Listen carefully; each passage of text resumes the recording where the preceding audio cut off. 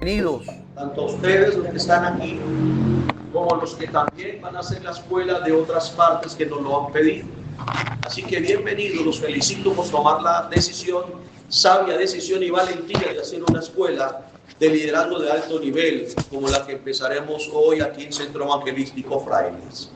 A manera de introducción, escúchenme por favor. En la hoja número 1 dice que el liderazgo no es una posición, es un llamado, lo cual me dice que es la capacidad de influir, inspirar y guiar a otros hacia el cumplimiento del propósito que Dios ha establecido. Es un tiempo donde la iglesia enfrenta grandes desafíos, que se requieren líderes preparados, íntegros y comprometidos con la excelencia espiritual y ministerial.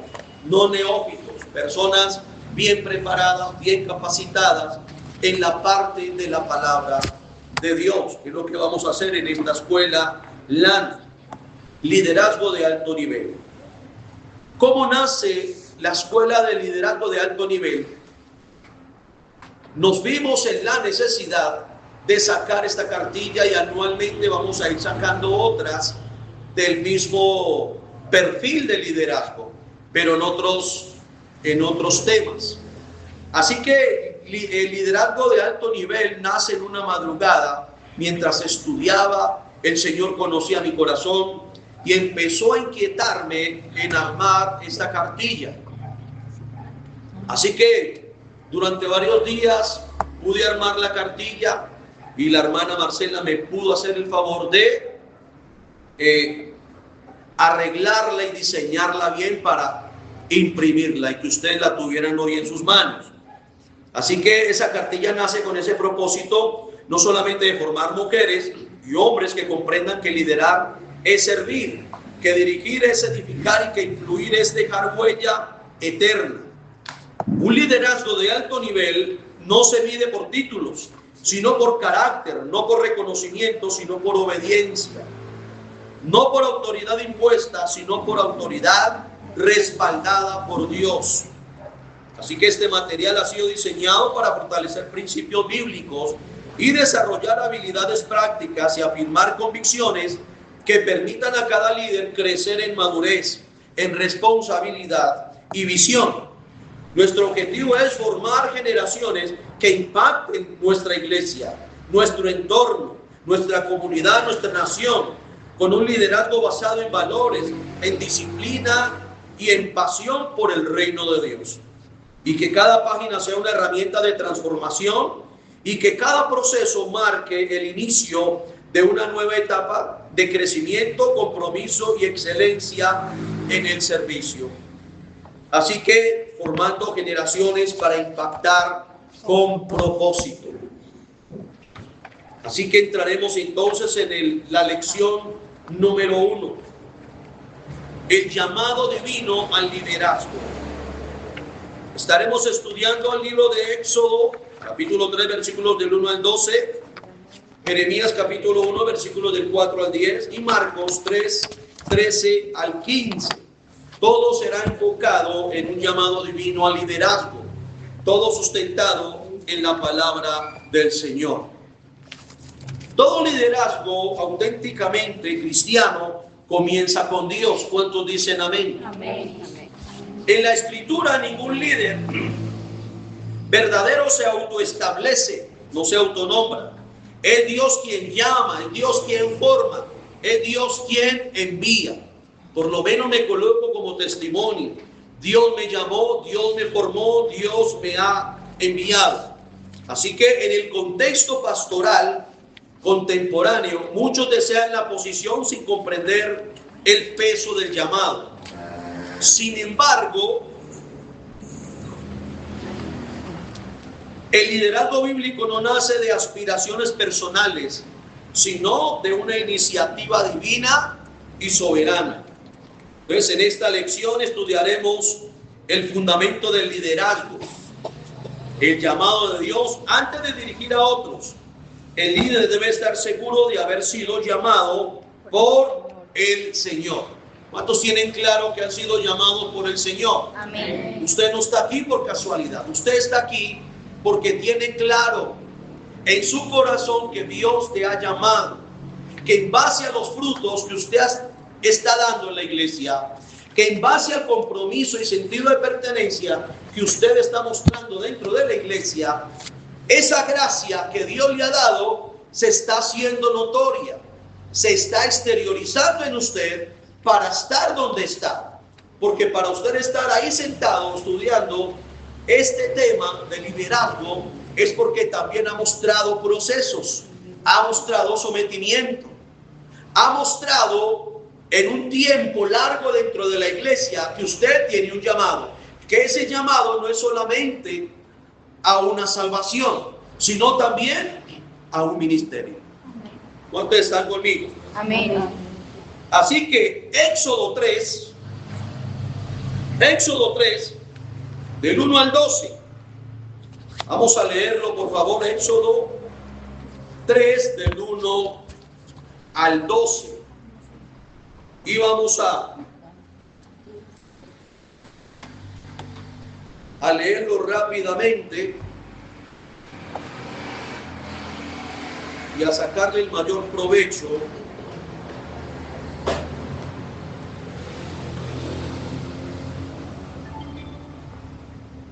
Voy a leerlo en la traducción viviente. Moisés y la zarza ardiente. Cierto día Moisés se encontraba apacentando el rebaño de su suegro Jetro, quien era sacerdote de Madián. Llevó el rebaño al corazón del desierto y llegó al Sinaí, el monte de Dios. Allí el ángel del Señor se le apareció en un fuego ardiente en medio de una zarza. Moisés se quedó mirando, lleno de asombro, porque aunque la zarza estaba envuelta en llamas, no se consumía. Esto es increíble, se dijo a sí mismo. ¿Por qué esa zarza no se consume? Tengo que ir a verla de cerca. Cuando el Señor vio que Moisés se acercaba para observar mejor, Dios lo llamó desde el medio de la zarza. Moisés, Moisés. Aquí estoy, respondió él. No te acerques más, le advirtió el Señor. Quítate las sandalias porque estás pisando tierra santa. Yo soy el Dios de tu padre, el Dios de Abraham, el Dios de Isaac, el Dios de Jacob. Cuando Moisés oyó esto, se cubrió el rostro porque tenía miedo de mirar a Dios. Luego el Señor le dijo: ciertamente he visto la opresión que sufre mi pueblo en Egipto. He oído sus gritos de angustia a causa de la crueldad de sus capataces. Estoy al tanto de sus sufrimientos. Por eso he descendido para rescatarlos del poder de los egipcios, sacarlos de Egipto y llevarlos a una tierra fértil y espaciosa. Es una tierra donde fluye la leche y la miel. La tierra donde actualmente habitan los cananeos, los hititas, los amorreos, los fereceos, los heveos y los jebuseos. Mira, el clamor de los israelitas me ha llegado y he visto con cuánta crueldad abusan de ellos los egipcios. Ahora ve, porque te envío al faraón. Tú vas a sacar de Egipto a mi pueblo Israel. Pero Moisés protestó: ¿quién soy yo para presentarme ante faraón? ¿Quién soy yo para sacar de Egipto al pueblo de Israel? Dios contestó: yo estaré contigo, y esta es la señal para ti de que yo soy quien te envía. Cuando haya sacado de Egipto al pueblo, adorarán a Dios en este mismo monte. Amén. Vamos a quedarnos ahí, por favor, y vamos a hacerle un contexto a ese texto. Todo el país cuenta con una historia nacional, todo país cuenta con una historia nacional, con un registro de sucesos que condujeron a su independencia. El libro de Éxodo narra la historia de Israel, donde relata sus primeros años como nación y detalla el pacto de Dios con su pueblo. Éxodo toma su nombre del acontecimiento central del libro, porque el capítulo 1 y el capítulo 2 habla de la salida de los hebreos del pueblo de Dios de Egipto. Habla del nacimiento también de Moisés. Habla del tiempo que Moisés duró en Egipto, el tiempo que duró en el desierto apacentando las ovejas de Jetro, su suegro. Y habla del retorno a Egipto para sacar a Israel de la esclavitud. Todo esto se habla en esos primeros capítulos. Por eso el libro toma ese nombre, porque Éxodo está hablando de salida. Cuando salieron de allí, de esclavitud de Egipto. Entonces, Moisés, que según la traducción judía es el al que le dan la paternidad del libro de Éxodo, según la tradición judía. La fecha es indefinida, pero más o menos el acercamiento en que fue escrito ese libro de Éxodo está entre 1450 a 1410 antes de Cristo. ¿Cuál fue el propósito de ese libro de Éxodo?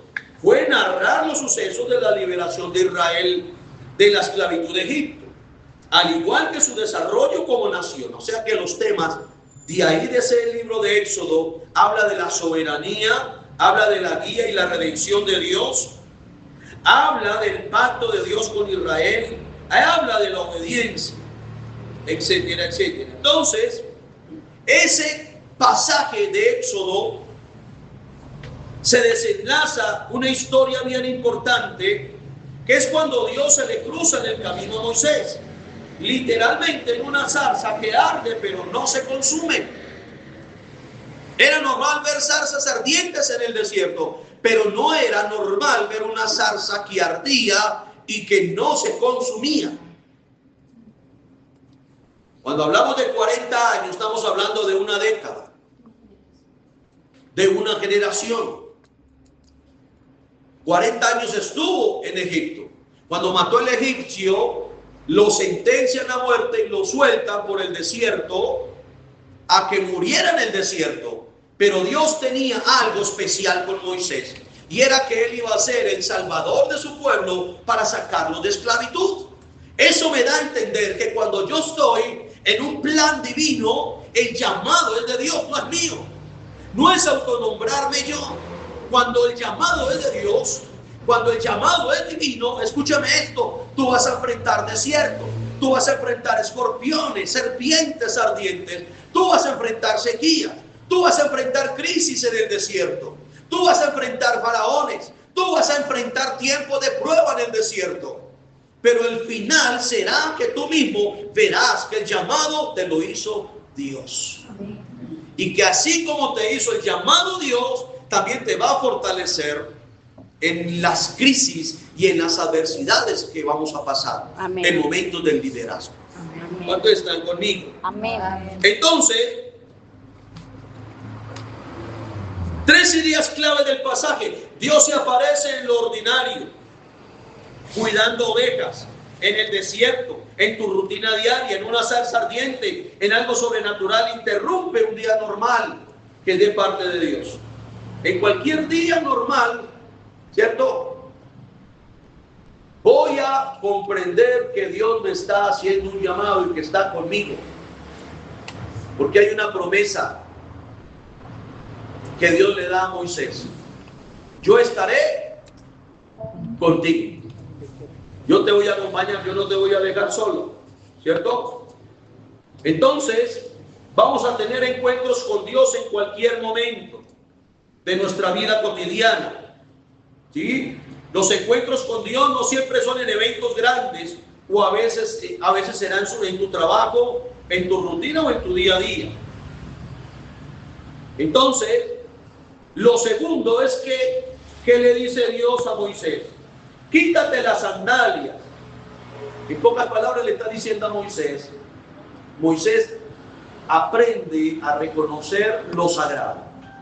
Vienes del mundo, vienes con los pies tal vez contaminados, pero el lugar en el que estás, en el que yo mismo había agendado para ti, es donde te voy a enseñar a honrar lo sagrado. Quítate las sandalias de tus pies, ¿cierto?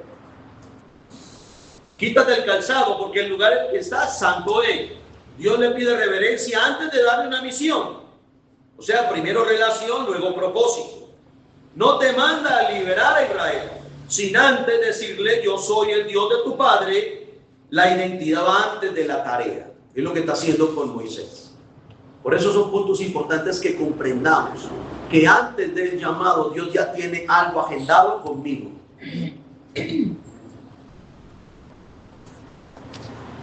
¿Y qué hace Moisés? Moisés pone 3 excusas. Pero cuando Moisés pone esas 3 excusas, Dios le da 3 ¿qué? 3 promesas. ¿Sí? 3 promesas. Moisés, ¿qué dice? La excusa, ¿quién soy yo? Segunda excusa, ¿qué les digo?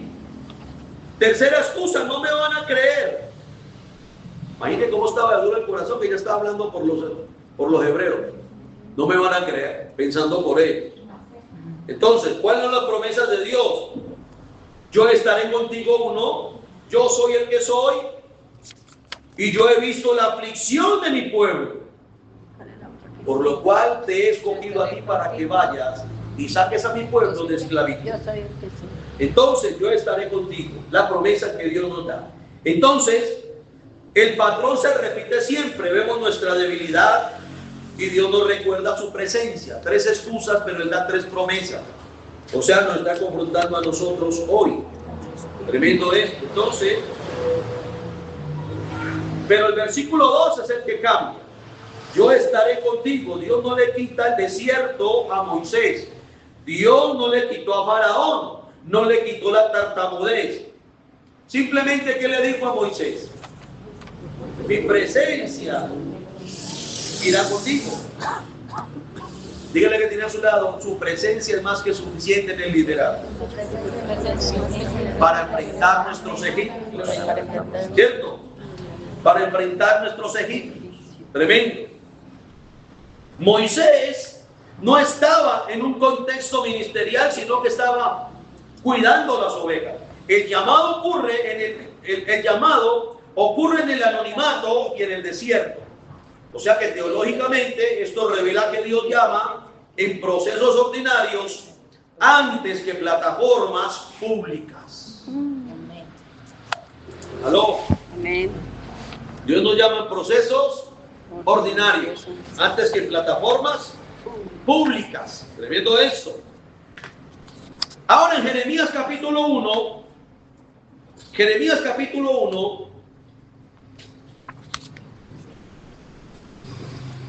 vamos a ver que en Jeremías capítulo 1 el llamado precede al nacimiento. Y vamos a leer Jeremías capítulo 1, versículos del 4 al 10.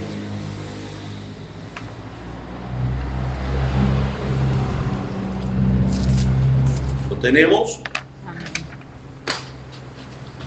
Y vamos a ver el llamado que Dios le hace a Jeremías y las primeras visiones que le da.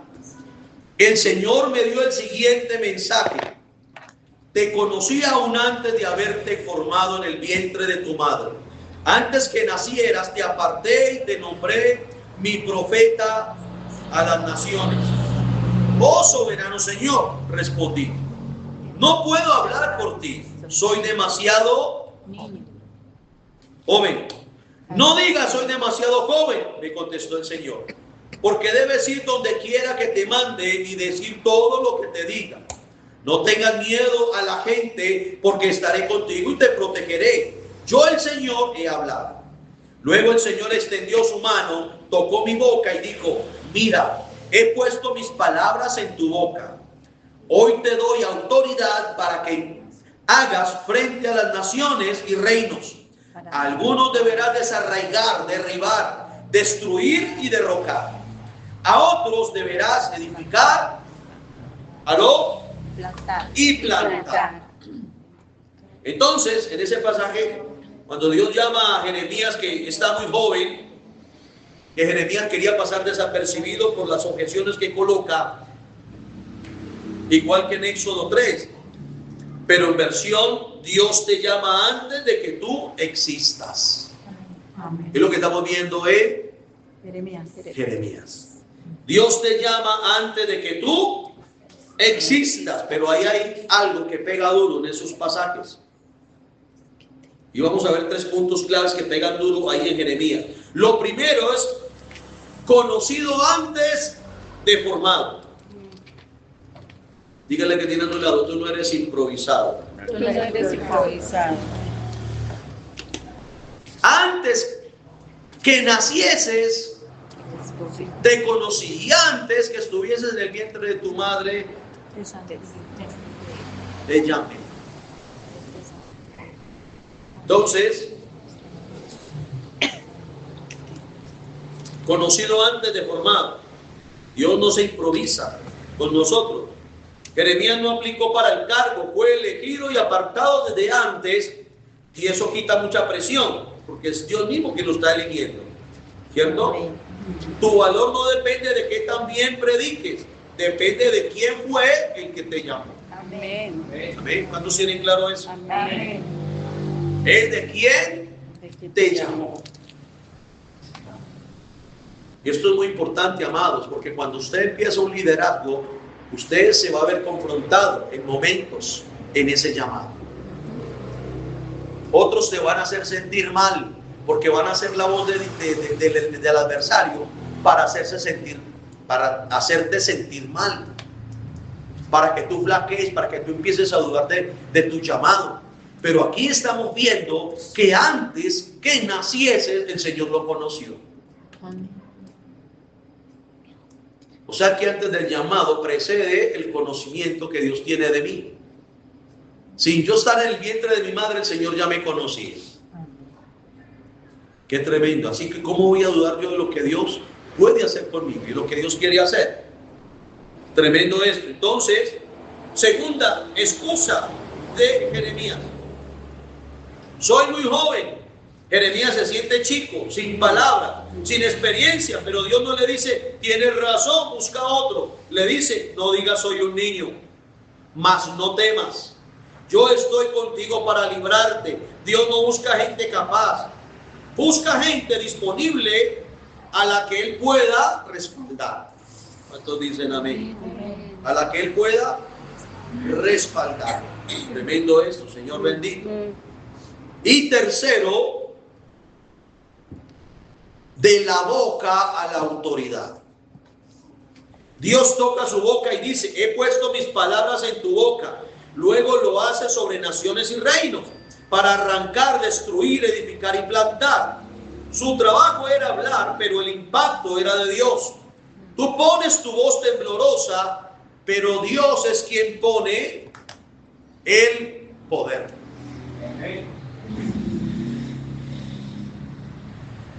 ¿Cuántos en algún momento han tenido la voz temblorosa para hablar? Pero en últimas Dios te da la bendición de que te está usando con poder.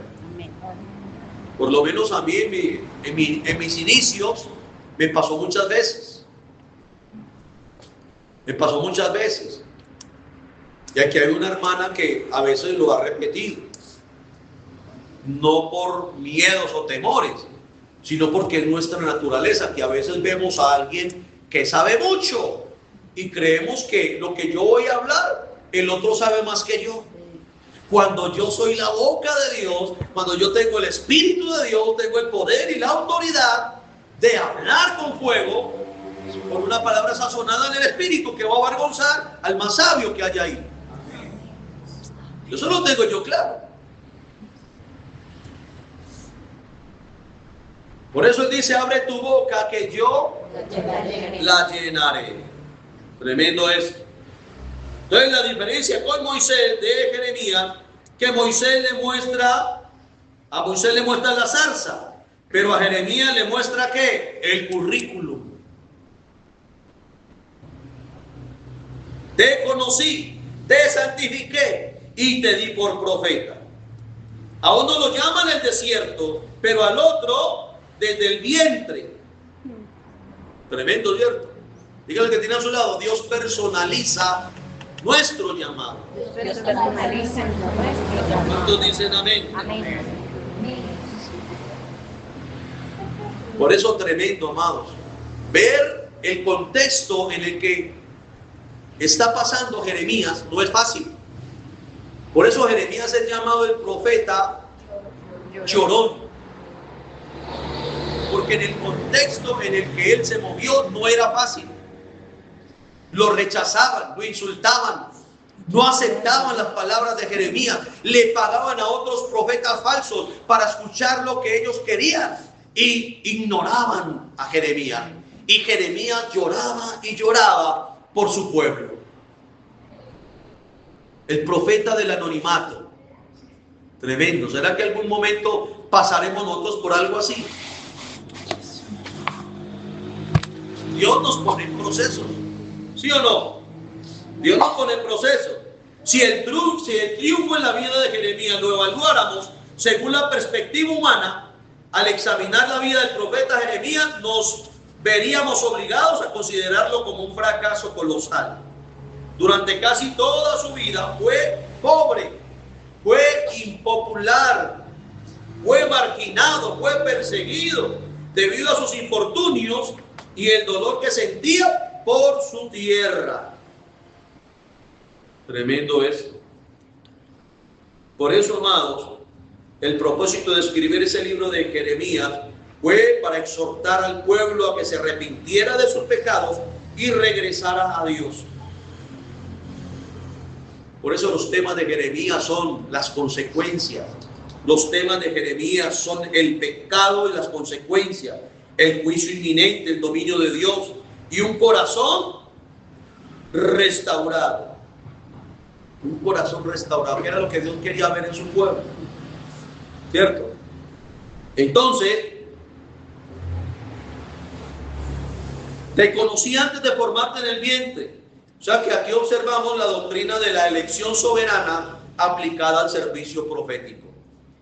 Ahora en Marcos 3 vamos a ver otro texto ahí, Marcos 3, del 13 al 15. Marcos 3, del 13 al 15.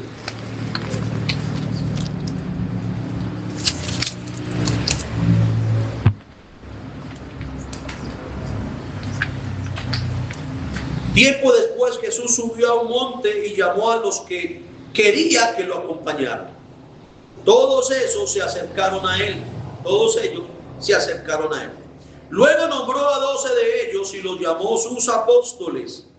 Ellos lo acompañarían y él los enviaría a predicar. Y les daría autoridad para expulsar. ¿Qué les daría? Autoridad para expulsar demonios.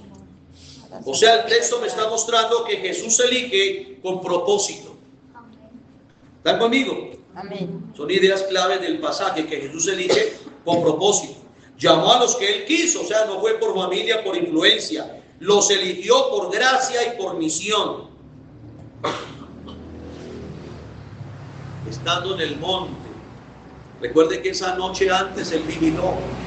Fue a derramar su corazón delante de Dios para el otro día empezar a escogerlos, ¿cierto? Lugar de oración. Antes de formar equipo, Jesús subió a hablar con el Padre. La dirección viene antes del nombramiento. ¿Están conmigo? O sea que primero es estar, luego hacer. Los nombró para que estuviesen con él y para enviarlos. O sea, el orden importa, pero la autoridad y el fruto salen de la relación con Dios. Importante. Pero la autoridad y el fruto salen de la relación, no al revés. Si no hay tiempo con Jesús, el enviarlos a predicar se queda vacío. Y tercera clave, autoridad con misión clara. Le dio dos cosas: autoridad para sanar enfermos y echar fuera demonios. ¿Por qué? Porque el reino que predicaban venía a romper el daño del pecado y del mal. Predicar más demostrar es igual a un evangelio completo. Por eso Marcos resume todo en 3 frases: llamado, intimidad y misión con poder. Marcos lo resume en 3 frases: llamado, intimidad y misión con poder. ¿Cierto? Entonces,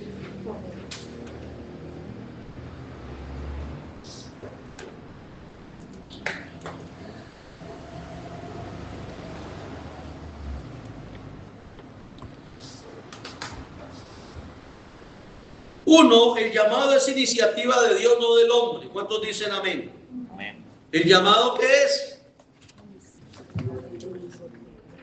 Iniciativa de Dios y no del hombre. El llamado es iniciativa de Dios, no del hombre. Dios ve la necesidad antes que el líder. Por eso Éxodo 3:7, Dios dice, he visto la opresión. El liderazgo comienza cuando Dios decide intervenir. ¿En qué momento empieza el liderazgo? Cuando Dios decide intervenir. ¿Qué hizo Dios conmigo en Frailes? Intervino para que de tantos que habían pasado por aquí quedara yo. Amén.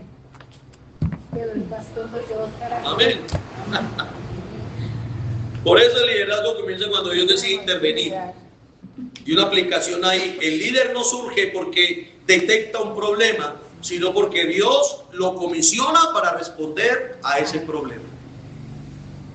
¿Y qué era lo que faltaba en Frailes? Un pastor, un líder, alguien con corazón de pastor. B, Dios llama por nombre. En Éxodo 3:4, ¿cómo le habló a Moisés? ¿Con su nombre o cómo lo llamó? Moisés. Moisés, Moisés, quita las sandalias de tus pies porque el lugar en el que estás santo es. ¿Cierto? El llamado es personal, no es genérico. O sea que el verdadero líder sabe que Dios lo llamó a él, no solo a una función. C, el llamado precede a la preparación visible. Moisés pasó ¿cuántos años en el desierto? 40. ¿Aló? 40. 40 años en el desierto. ¿Cuántos años pasó en Egipto? 40. 40 en Egipto.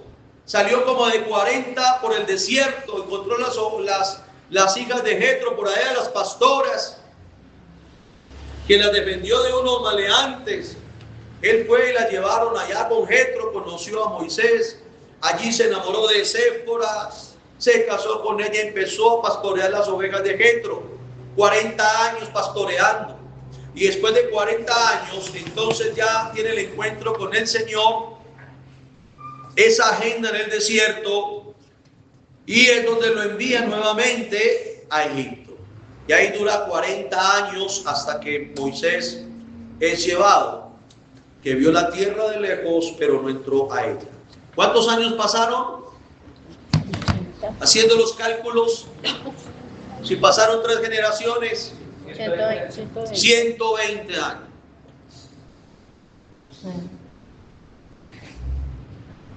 ¿Cuántos años duró Noé haciendo el arca? El promedio, entre 110 y 120 años el promedio, casi siempre decimos 120. Pero promedio es más o menos entre 110 y 120 años. Pero pudo entrar al arca, porque fue un hombre que se sometió a lo que Dios le decía, muy sensible. Y pudo entrar con su familia al arca. Tremendo. Entonces, el llamado precede a la preparación visible. Moisés pasó 40 años en el desierto antes del ministerio público. El tiempo oculto es parte del llamado. Pasó 40 años allá con Jetro y pastoreándole las ovejas. Podríamos decir como un tiempo por allá oculto, ¿cierto? Pero era una preparación de Dios en el corazón de Moisés. Tremendo esto. Entonces, segundo, el llamado confronta la inseguridad humana. ¿Qué hace el llamado? Confronta la inseguridad humana. Entonces, A, la objeción de insuficiencia. Éxodo 3:11 que dice, ¿quién soy yo? Todo líder genuino experimenta temor inicial. ¿Qué enfrenta un líder iniciando su ministerio? Temor. Temor. ¿Qué tenemos que hacer con los temores? Enfrentarlos y vencerlos. ¿Quién soy yo? Debe experimentar temor en algún momento iniciando tu ministerio, pero tendrás que vencerlo. B, la excusa de incapacidad de Jeremías. ¿Qué dijo Jeremías? No sé hablar. La incapacidad humana es escenario del poder divino. ¿Están conmigo? La incapacidad humana es un escenario del poder divino, porque allí es donde te vas a dar cuenta de que Él va delante de ti, de que Él no me ha dejado solo. Desde el principio, en el momento en que muere Moisés, del capítulo 1 de Josué, que le dice el Señor a Josué: mira Moisés, mira Josué, como estuve con Moisés, estaré contigo, no te dejaré y no te desampararé. Contigo voy a estar yo en la angustia. Mira que te mando que te esfuerces y seas valiente. No temas ni desmayes, porque Jehová tu Dios estará contigo donde quiera que tú vayas. Tremendo esto. Entonces,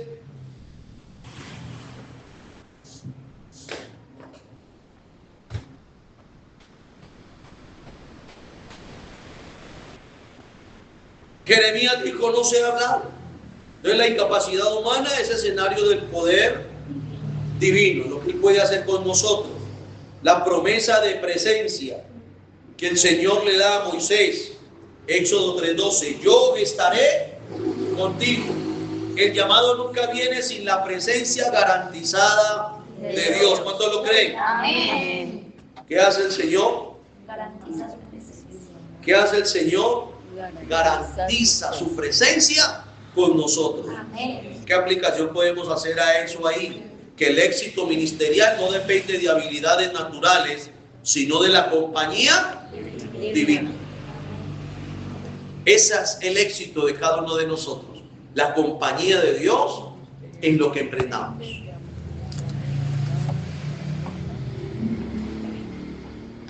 Yo tuve una líder, muy buena líder, para dar palabra, para predicar, para visitar, pero los grupos no le crecían.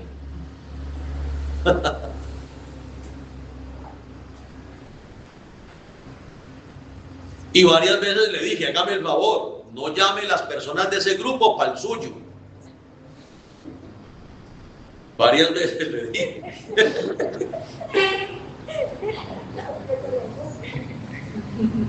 Porque vivía en una frustración de querer tener su grupo más numeroso que los demás.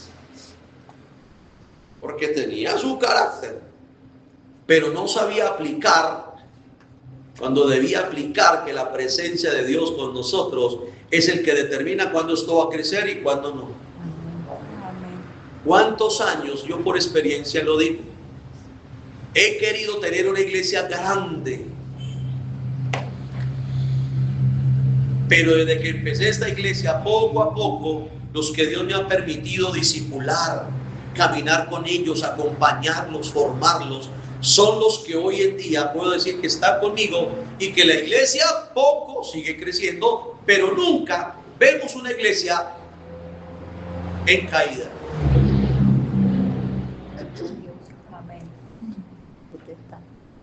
Y me gozo hoy en ver la escuela, porque faltaron más. Yo esperaba siquiera unos 15 más o menos.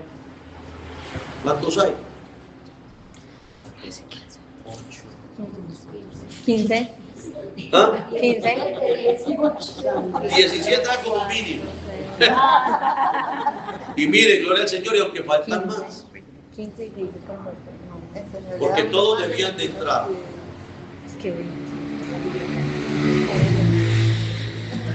Todos debían de entrar, todos los líderes debían de entrar, porque es la primera escuela de aquí en la iglesia.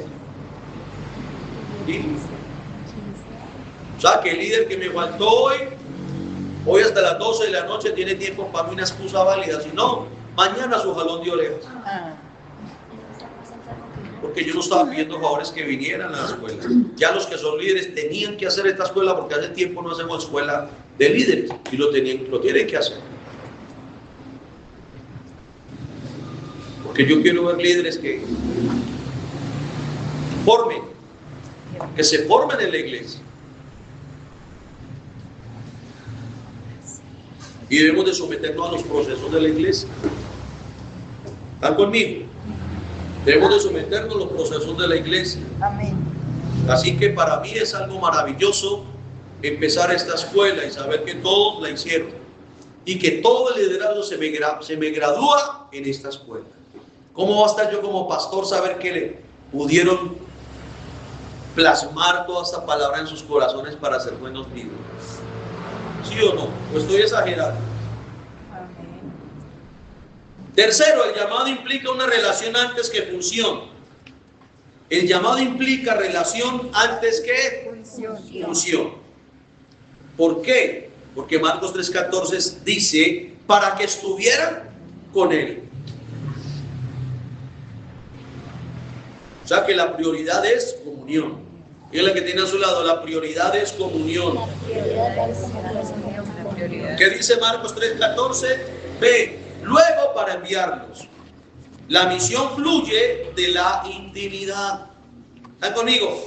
La misión fluye de la intimidad. Importante eso.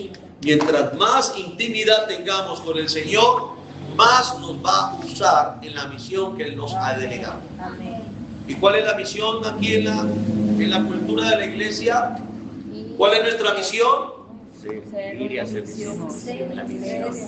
Ser y hacer discípulos de Jesucristo. Primero, luego ser y luego hacer. Amén. C, autoridad delegada. Jesús les dio autoridad. El liderazgo espiritual es autoridad prestada. ¿Están conmigo? ¿Qué les dio autoridad? La palabra griega exousia. Control, dominio, poder, autoridad, derecho legal, pisar con derecho. Es la palabra autoridad. O sea que el Señor que nos dio exousia, poder, control, dominio, autoridad, derecho legal, pisar con derecho. Es lo que el Señor nos ha dado. ¿Cierto? Entonces, el líder que pierde comunión pierde legitimidad espiritual. Así que el líder debe mantener siempre en una comunión con el Señor. Así que escuchemos esta anécdota. Un joven líder en una iglesia pequeña deseaba predicar en grandes plataformas. Se frustraba porque solo le asignaban tareas sencillas: organizar sillas, discipular niños, visitar enfermos. Un día su pastor le dijo: si no escuchas la voz de Dios acomodando sillas, tampoco la escucharás en un estadio. Años después, ese joven conoció que su verdadero llamado no fue confirmado en el púlpito, sino en la fidelidad del servicio oculto. El desierto forma antes de que el público afirme. ¿Está conmigo? Amén. ¿Qué hace el desierto? Forma antes de que el público afirme. Así que, mis amados, aplicación ministerial al tema de hoy. Evalúa tu liderazgo.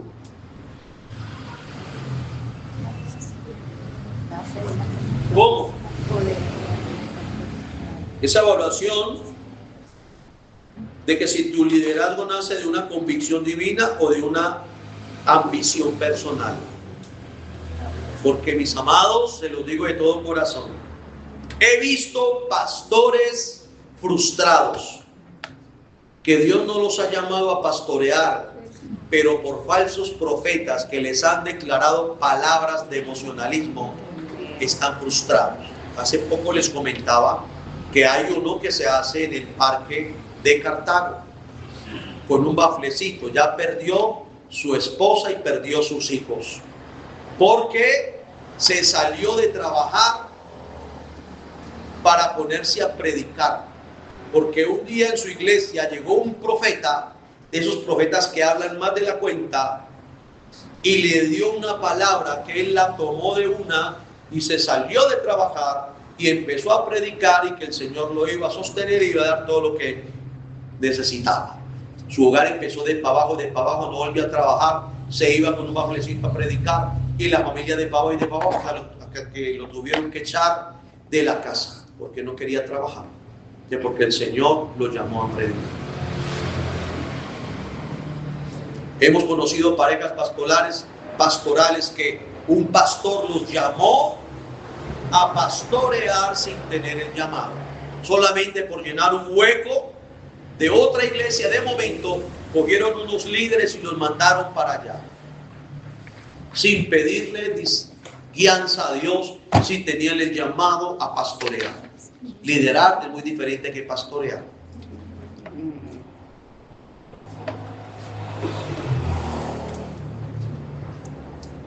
¿Están conmigo? Amén. Entonces evalúa tu liderazgo si nace de la convicción divina o ambición personal. Segundo, abraza los procesos ocultos como parte del llamado. No huyas de tus inseguridades, preséntalas a Dios. Prioriza la comunión con Cristo antes que la visibilidad ministerial. ¿Está conmigo? Entonces, aquí empieza lo bueno. Tarea académica y práctica.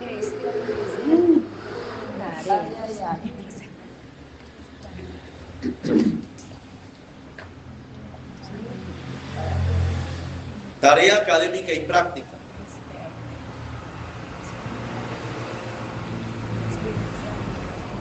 Léanla por favor y me preguntan qué inquietudes tienen.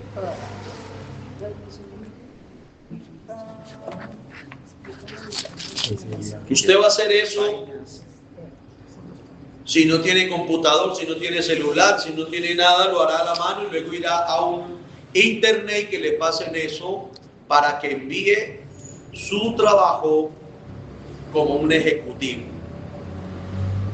No leo griego, no leo hebreo, no. Voy a leer una sola letra, que es con la que usted vaya a imprimir su trabajo. Eric quedó de hacerme una plataforma, pero no volvió a decir nada, le pedí en favor que hay que venir hoy. No vino.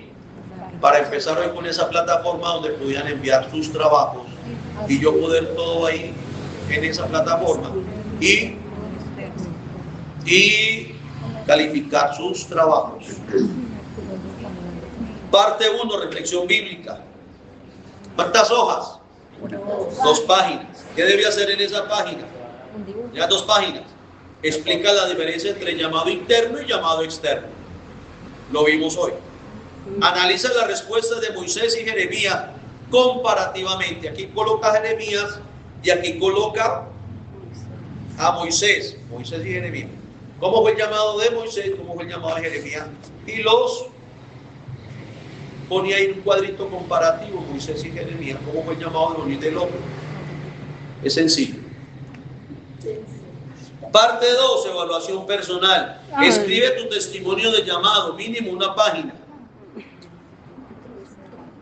No van a poner a llorar, no van a poner a esculcar el pasado. Identifica 3 evidencias objetivas que confirmen tu llamado.